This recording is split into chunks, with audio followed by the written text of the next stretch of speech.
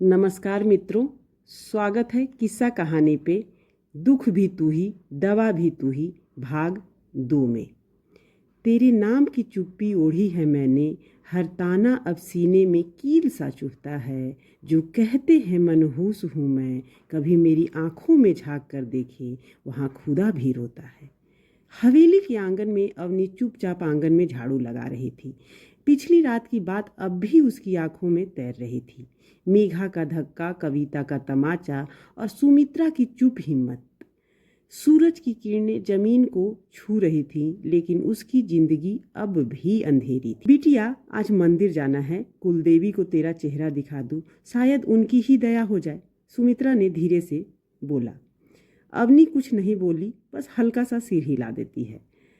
सिया इधर अब भी आईसीयू में ही थी। अर्जुन खामोश था, लेकिन उसकी आंखें सारी रात जागने की गवाही दे रही थी। नील के पास आकर कहा, सर कुछ पता चला क्या? चैन और कार्ड से जो नाम जुड़ रहा है वो है रणवीर शेखावत का भतीजा युवराज का। नाम तो बस शुरुआत है, अब बारी है उसके अंजाम की। वो सिगरेट का कस लेता है और कहता है, आज मैं खामोश हूँ, पर कल मेरी खामोशी आग उगलेगी। अवनी सुमित्रा के साथ मंदिर पहुंचती है। पहली बार किसी ने उसे खुले आसमान के नीचे बाहर जाने दिया था। वो थमी थमी सांसों के साथ कुलदेवी के आगे खड़ी हुई, माथा झुकाकर बोली कि अगर मेरी किस्मत में सच में मनहूस है तो आज मिटा दो मुझे, और अगर कहीं मेरी तकदीर बाकी है तो बस एक रक्षक भेज दो माँ।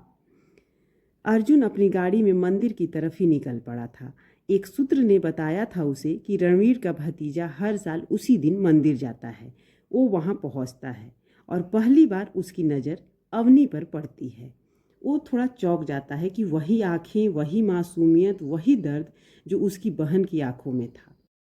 बिखरा चेहरा, झुकी नजरें और दुनिया से हारती खामोशी, कुछ तो है इसमें जो लफ्जों से नहीं, सिर्फ दिल से महसूस होता है।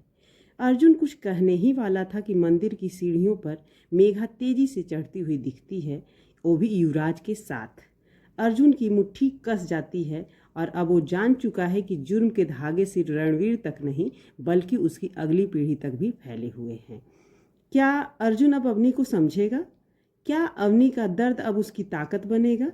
और युवराज का सच कितना गहरा है? जवाब मिलेंगे आपको भाग 3 में। जरूर सुनिएगा। तब तक के लिए नमस्कार।